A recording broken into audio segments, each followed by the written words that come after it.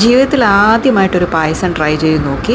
അപ്പോൾ റൈസ് അട അഥവാ അരിയട പായസം അല്ലെങ്കിൽ പാലട പായസം എങ്ങനെ ഉണ്ടാക്കും നമുക്ക് വളരെ ക്വിക്കായിട്ട് നമുക്ക് ഉണ്ടാക്കിയെടുക്കാവുന്നേ ഉള്ളൂ. അപ്പോൾ അതിനായി റൈസ് അട അഥവാ അരിയട ഇതുപോലെ വാങ്ങാൻ കിട്ടും പാക്കറ്റിൽ. അപ്പോൾ ഞാൻ ചൂട് കട്ടിയുള്ള ഒരു കടായിലേക്ക് 1.5 ലിറ്റർ പാലാണ് ആഡ് ചെയ്ത് കൊടുത്തിരിക്കുന്നത്.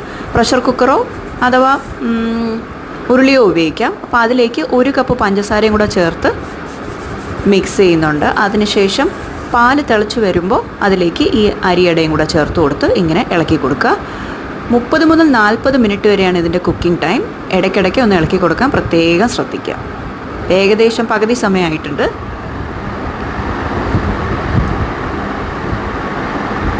ഇപ്പോൾ ഒരു അരമണിക്കൂറായിട്ടുണ്ട്. ഇപ്പോൾ ഏകദേശം റെഡി ആയിട്ടുണ്ട്. കട്ടിയായിട്ട് കുറുകി വന്നിട്ടുണ്ട്. ഞാൻ സ്റ്റൗ ഓഫ് ചെയ്തതിന് ശേഷം മിൽക്ക് മെയ്ഡ് ഒരു 2 ടേബിൾ സ്പൂൺ മിൽക്ക് മെയ്ഡ് ചേർത്ത് കൊടുത്തിട്ടുണ്ട്. ഇത് തികച്ചും ഓപ്ഷണലാണ്, വേണമെങ്കിൽ മാത്രം ചേർത്താൽ മതി. അതിനുശേഷം 1 ടേബിൾ സ്പൂൺ ഏലക്കാപ്പൊടി അഥവാ കാർഡമം പൗഡർ ചേർത്ത് കൊടുത്തിട്ടുണ്ട്. അതിനുശേഷം ഒരു ഇൻഗ്രീഡിയൻ്റ് കൂടി 1 ടേബിൾ സ്പൂൺ നെയ്യ്.